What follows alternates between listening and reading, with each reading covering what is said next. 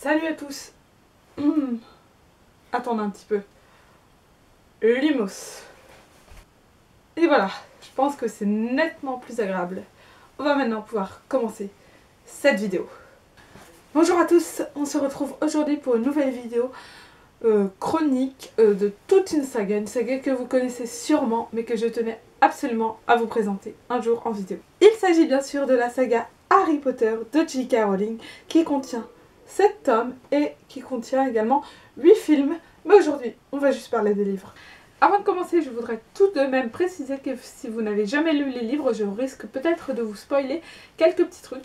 Si vous avez vu les films, vous n'allez pas trop vous faire spoiler, je pense, mais si vous n'avez ni lu les livres ni vu les films, je vais sûrement spoiler quelques petits trucs. Donc à ce moment-là, si vous n'avez pas envie de spoiler, je vous conseille tout simplement d'arrêter de regarder cette vidéo et de vous diriger plutôt vers les liens des chroniques des livres de mon blog que je vous mets en barre d'infos comme d'habitude. Donc voilà, n'hésitez pas à faire ça si vous n'avez pas envie d'être spoilé sur cette saga, bien que je vais éviter de faire trop de spoil. Donc le premier tome qui est sorti, c'est Harry Potter à l'école des sorciers de J.K. Rowling, publié chez Gallimard. Tous les livres qui sont sortis en français ont été publiés chez Gallimard, tout d'abord en poche, puis ensuite en grand format, contrairement à ce qui se fait d'ordinaire. Alors dans ce premier tome, il va se passer pas mal de choses puisqu'on va faire connaissance avec tous les personnages et tout l'univers magique d'Harry Potter. Donc dans ce premier tome, Harry, qui est un jeune garçon de 10 ans, ignore totalement qu'il est un sorcier. Il vit depuis 9 ans chez une famille de moldus. Ce sont des gens qui n'ont pas de pouvoir magique, donc de moldus, et c'est sa famille, c'est-à-dire c'est son oncle, sa tante et son cousin, donc la famille Dursley. Il vit chez eux parce que ses parents sont décédés alors qu'il n'avait qu'1 an. Ils sont morts, il pense, dans un accident de voiture, mais il va découvrir plus tard qu'ils sont morts tués par le mage noir Lord Voldemort. Donc voilà, pour faire court, Harry va apprendre l'existence de la magie et va apprendre qu'il est un sorcier et qu'il est très connu pour avoir échappé à Lord Voldemort, pour être le premier à avoir échappé à Lord Voldemort, alors que Voldemort a lui été réduit à néant et a disparu depuis lors. Donc Harry va du coup rentrer dans une des écoles de sorcellerie les plus réputées qui s'appelle Poudlard, qui est dirigée par un vieil homme au nom de Albus Dumbledore. Il va là-bas faire la connaissance de plusieurs personnes, notamment Ron Weasley qui va devenir son meilleur ami et qu'il va rencontrer dans le Poudlard Express lors du premier voyage. Il va ensuite également se lier l'amitié avec Hermione Granger, une émoldue qui est très très intelligente et qui passe son temps à travailler, ce qui peut la rendre parfois un petit peu agaçante. Bon, voilà en gros le synopsis du premier tome. Donc du coup Harry va apprendre à voler sur un balai, il va apprendre à manier l'art de la sorcellerie, etc. Et il va également apprendre qu'il y a des choses qui se cachent à Poudlard et que Lord Voldemort pourrait bien être derrière cela. Du coup, Harry, avec ses amis, va mener l'enquête pour découvrir ce qui se passe à Poudlard. Donc voilà le synopsis de ce premier tome. Dans ce premier tome, nous allons surtout faire connaissance avec les personnages principaux. Donc Harry, Ron, Hermione, Dumbledore, Hagrid, Rogue, Voldemort. Voilà. Pour ce premier tome, c'est vraiment les personnages très très importants. Mais par la suite, il y en aura bien sûr bien d'autres. Donc ce qu'on peut dire sur ce premier tome, c'est que c'est très très sympathique de le relire, parce que pour moi c'était une relecture, je l'ai déjà lu un paquet de fois. Donc pour moi c'était une relecture et c'est vraiment très très agréable de redécouvrir l'univers d'Harry Potter, de redécouvrir la magie avec lui, l'enchantement du premier tome, tout simplement, encore à l'époque où tout se passe bien et où Harry est encore un jeune sorcier innocent qui ignore totalement ce qui l'attendra par la suite. Donc voilà, j'ai adoré redécouvrir la magie, redécouvrir ce qu'était le Quidditch, ce qu'étaient les moldus, etc. Donc c'est toujours très bien de pouvoir se replonger dans l'univers des livres et de pouvoir se remémorer certaines choses, d'autant plus que si on fait attention au fil des tomes, on s'apercevra qu'il y a des choses importantes qui n'ont pas du tout l'air d'être importantes à ce moment-là, mais qui sont importantes pour la suite. Mais je pense que je vous en parlerai peut-être dans des prochains tomes. Donc ensuite, le second livre, c'est Harry Potter et la Chambre des Secrets, donc toujours par J.K. Rowling. Donc qui là retrace la seconde année à l'école de sorcellerie Poudlard d'Harry et de ses amis. Donc ici Harry va devoir affronter pas mal de choses parce qu'il y a quelque chose à Poudlard quelque chose qui va être très très dangereux pour lui, et il va se faire mettre en garde parce qu'on appelle un elfe de maison, donc qui s'appelle Dobby. Et du coup, il ne va pas pouvoir aller à Poudlard, mais il va heureusement réussir à y aller par ses propres moyens, même si ça va être très très très, très dangereux pour lui. Donc en fait, cette année à Poudlard, il y a la chambre de secret qui va être réouverte, et le monstre de la chambre des secrets qui va se glisser parmi les élèves en pétrifiant certains d'entre eux. Donc du coup c'est une atmosphère bien un peu plus sombre que le premier tome tout de même, puisque ici bah, ça ne rigole plus, il y a quand même des passages qui sont assez durs. Moi je voyais le second tome comme très enfantin, et en fait on se rend compte qu'à un moment le monstre de la chambre des secrets qu'Harry entend dit tuer, déchirer, écorcher, enfin des choses comme ça. C'est quand même assez horrible de lire ça quand on est jeune, mais ça ne m'avait pas plus traumatisé que ça à l'époque, donc voilà. Qu'est-ce que je peux dire d'autre? Ce qui est assez agaçant dans ce second tome, c'est les répétitions. Il y a beaucoup de répétitions. En fait, J.K. Rowling avait dû partir dans l'idée que les gens n'auraient peut-être pas lu le premier tome, et du coup, elle a toujours à chaque fois rappelé qui étaient les Dursley, qu'est-ce que c'était qu'un Moldu, qui était Hagrid, qui était Ron, qui étaient les Weasley. Enfin bref, il y a beaucoup de répétitions par rapport au premier tome, et quand vous venez tout juste de relire ou de lire le premier tome, ces répétitions peuvent parfois vous agacer un petit peu, mais heureusement l'intrigue reste très intéressante, et c'est toujours très intéressant de relire ce second tome qui, surtout grâce à sa fin, avec ce qui se passe avec le journal intime, qui a quand même une très grande importance dans le tome 6 et dans le tome 7 notamment. Donc du coup c'est toujours génial de pouvoir relire et de pouvoir se dire ah oui c'est vrai, mais à cette époque-là, la première lecture, on n'imaginait pas comment les choses allaient se passer ensuite, bien entendu. Le tome 3 est un de mes préférés, je pense. C'est Harry Potter et le prisonnier d'Azkaban, et vraiment celui-ci je l'adore. Je le trouve beaucoup plus mature que les deux précédents, et il y a également moins de répétitions que dans le second. Il y a quand même un petit peu de répétition, mais c'est moins agaçant. Donc dans ce troisième tome, Harry apprend qu'il y a un sorcier du nom de Sirius Black, un sorcier très dangereux, qui s'est échappé de la prison des sorciers Azkaban, donc gardé par des détraqueurs. Ce sont des créatures terrifiantes qui gardent la prison, et Sirius Black a réussi à leur échapper.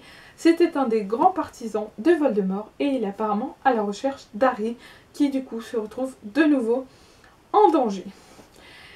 Donc dans ce troisième tome, Harry et Hermione et Ron vont pouvoir aller à Préolard, donc un village de sorciers, et le visiter. Ils vont également avoir des cours supplémentaires et des options qu'ils ont choisies, donc comme soins aux créatures magiques, divination, etc.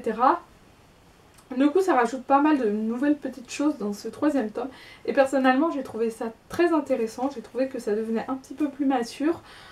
Les disputes de Ron et d'Hermione sont parfois un petit peu lourdingues, voilà, mais il faudra s'y habituer parce que dans les tomes suivants, ils ne vont pas arrêter de se disputer tout simplement. Donc voilà, il faut s'y habituer. Et puis vraiment ce que j'adore dans ce tome-là, c'est l'apparition de personnages que j'affectionne beaucoup, comme Remus Lupin, qui est le professeur de défense contre les forces du mal cette année, ou bien Sirius Black, qui est un personnage que je trouve personnellement très attachant et très intéressant.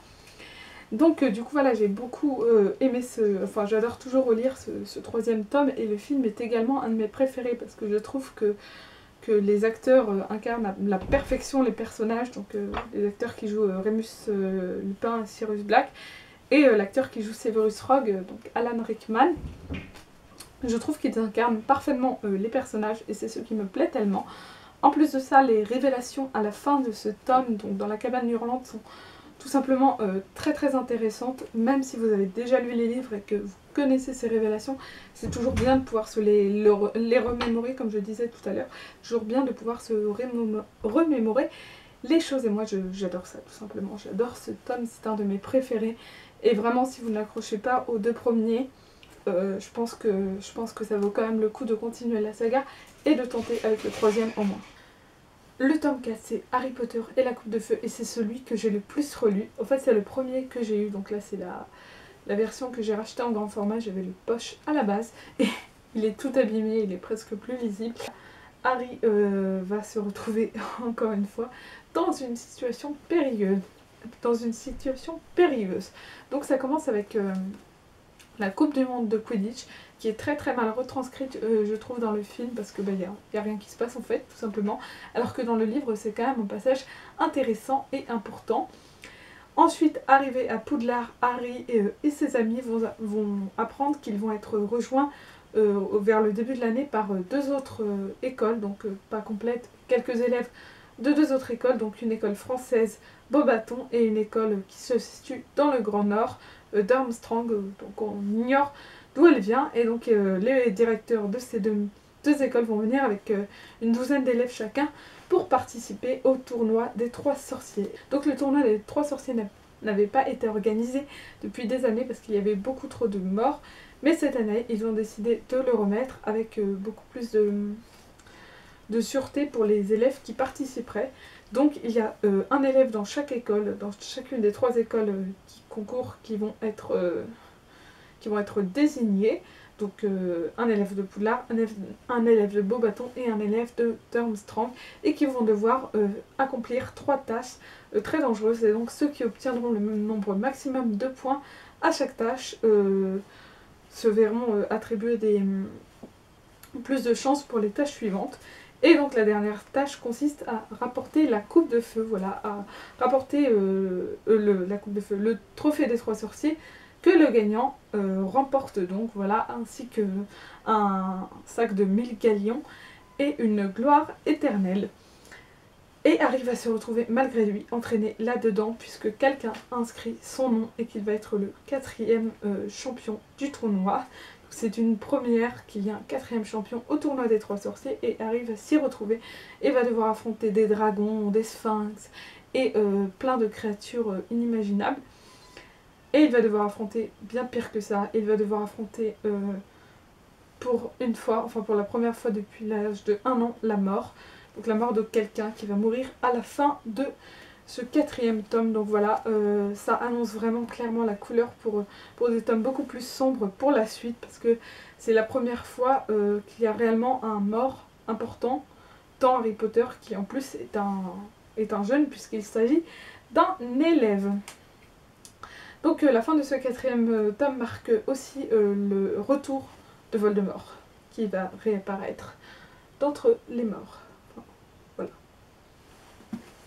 Donc du coup, pour conclure, ce 4e tome, c'est quand même, comme c'est écrit d'ailleurs, il me semble, derrière un des piliers, le pilier central de Harry Potter. Donc voilà, le livre à ne pas manquer si vous voulez bien comprendre la saga Harry Potter et tout ça. Et donc c'est un de mes tomes préférés également, parce que je le trouve très important, et j'aime tout simplement énormément les tâches que doivent accomplir les champions. Je trouve ça très intéressant à chaque fois que je le lis, et je le relis, et pourtant je l'ai lu une 30aine de fois, sans vous mentir. J'ai arrêté de compter un moment parce que voilà, je le lisais trop, mais je l'ai lu plus de 30 fois, je ne saurais pas vous dire combien, mais voilà, je le connais par cœur.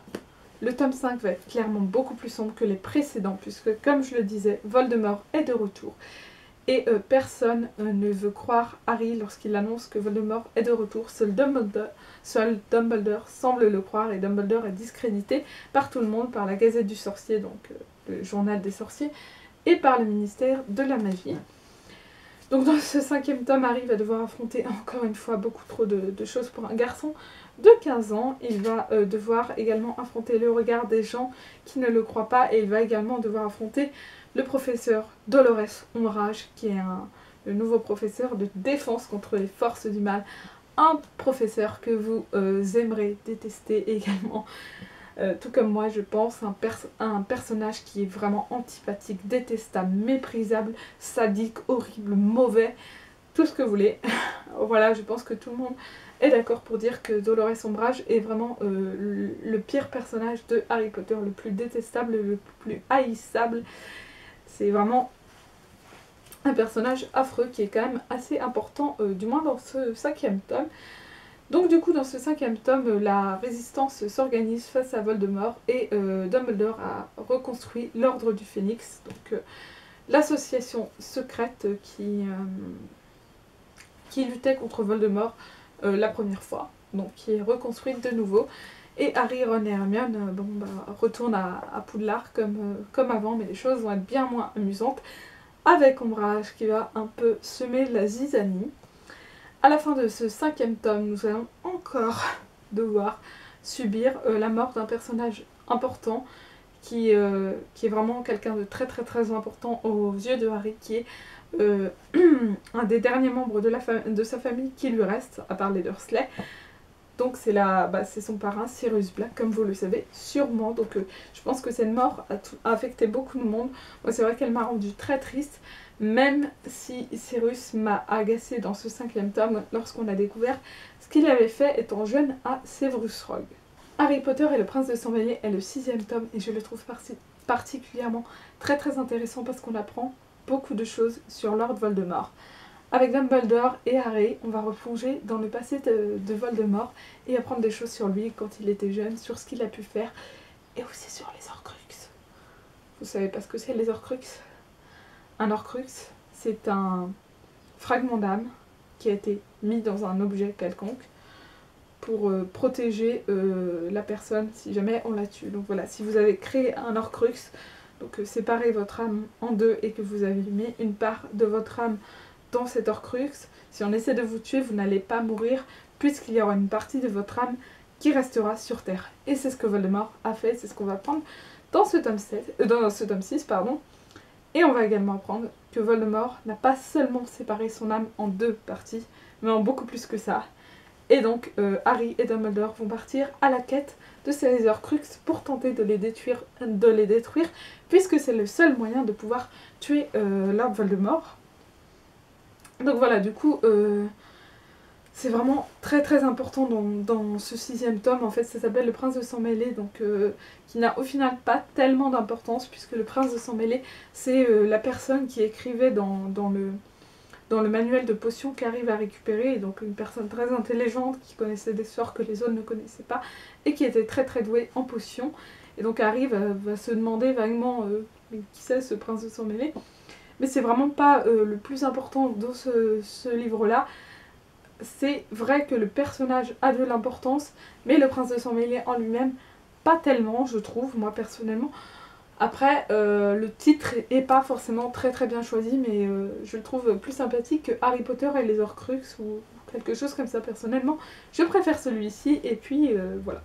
Donc ce 6e tome va également marquer la mort d'un personnage important, puisque Albus Dumbledore va également être tué à son tour, et Harry va devoir encore subir la perte d'un être cher. 7e tome, Harry Potter et les reliques de la mort, que j'ai terminé tout à l'heure, que j'ai relu tout à l'heure, et que j'ai encore adoré, encore une fois.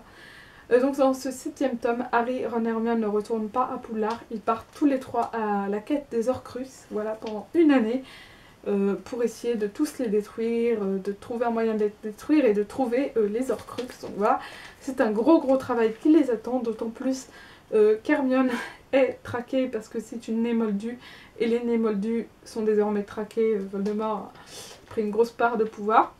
Ron est considéré comme traître à son sang, donc il n'a pas intérêt d'être retrouvé en présence de Harry Potter, qui lui est traqué parce qu'il aurait prétendument peut-être quelque chose à voir dans la mort de Dumbledore. Donc voilà, plein de gaieté dans ce 7e tome. Nos héros sont vraiment dans une phase difficile. Voldemort a réussi à prendre l'assaut sur la Gazette du Sorcier, sur le ministère de la Magie, sur la prison d'Azkaban, et les Mange-Morts contrôlent absolument tout avec Voldemort. Donc les choses dans le monde de la magie et dans le monde moldu également sont une véritable catastrophe. Et donc Harry, Ron et Hermione vont partir en espérant pouvoir arranger tout cela en tuant Voldemort.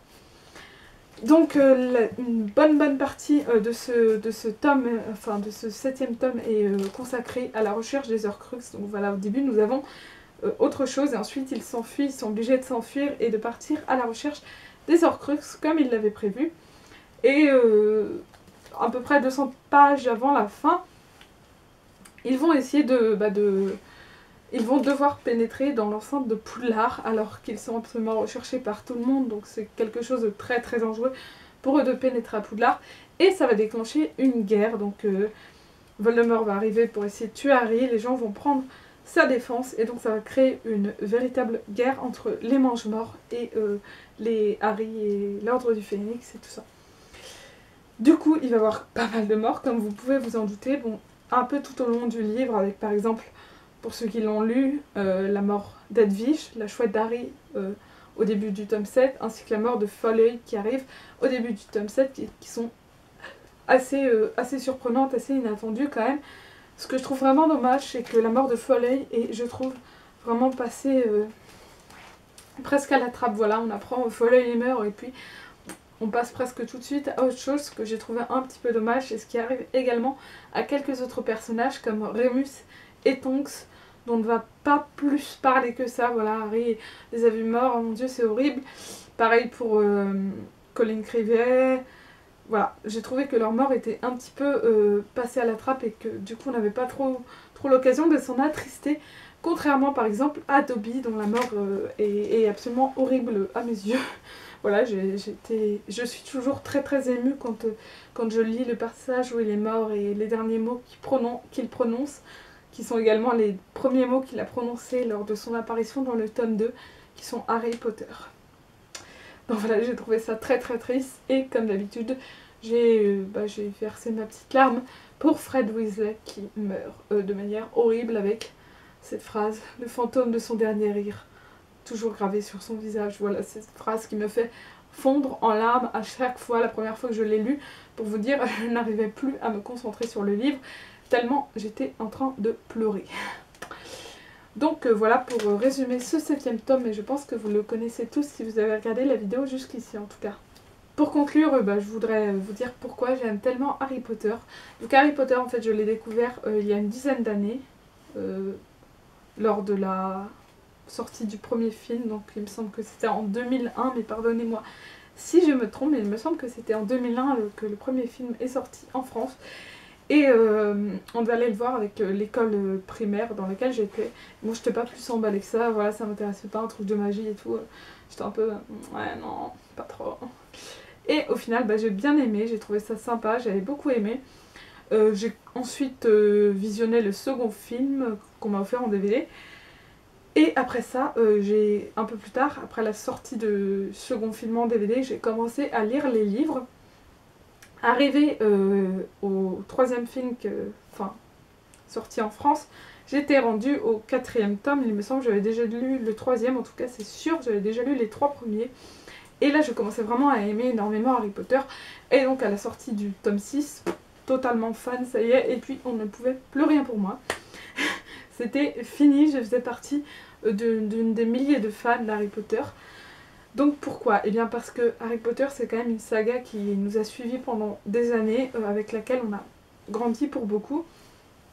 Donc forcément on s'est attaché aux personnages, on a un peu grandi avec eux. Voilà, on s'est attaché aux personnages, à l'univers. Et puis il y a aussi une véritable force dans Harry Potter, un véritable message que J.K. Rowling veut faire transmettre, c'est-à-dire soyez tolérants envers les gens qui sont différents, envers les gens qui n'ont pas la même couleur de peau, envers les gens qui n'ont pas les mêmes racines que vous, envers les gens qui ne sont pas comme vous. Donc voilà, J.K. Rowling fait vraiment passer un message de tolérance et c'est vraiment pour ça je pense que j'aime tellement ce livre, parce que j'admire énormément la personne qui les a écrits. Voilà, ce n'est pas hyper bien écrit, mais ça se lit très facilement, c'est quand même pas trop mal écrit pour une saga jeunesse, franchement. Faut rester clair, c'est quand même une saga jeunesse et c'est quand même plutôt bien écrit. Il y avait un véritable fil conducteur tout au long de la saga, tout a été réfléchi par l'auteur, comme je vous le disais tout à l'heure. Il y a des choses qui apparaissent dans le tome 5 par exemple, qui auront de l'importance pour le tome 6 ou le tome 7, comme le médaillon qui en fait est un Horcrux qu'ils découvrent quand ils sont en train de ranger la maison des Blacks, enfin plein de choses comme ça. Et donc J.K. Rowling a vraiment passé des années à écrire cette saga, il y a vraiment un travail énorme derrière. Et puis en plus ce qui me plaît tellement c'est tout l'univers que ça a créé, c'est-à-dire la véritable communauté que ça a pu créer entre certains fans. Personnellement, quand j'étais au collège, j'avais pas trop d'amis. J'ai commencé à fréquenter ce qu'on appelle un forum de RPG, donc roleplay game.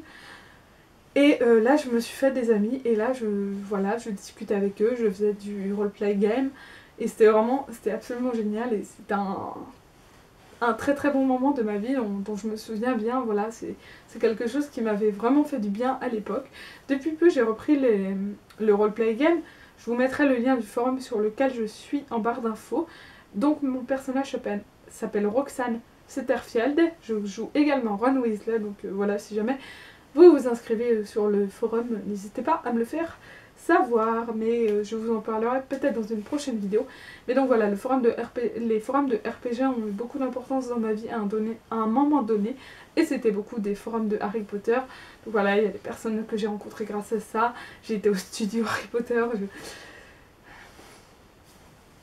ça me lâche plus, tout simplement, ça me lâche plus. Et voilà, je suis un peu émue en parlant d'Harry Potter et de tout ce que ça a pu m'apporter, me faire du bien, etc.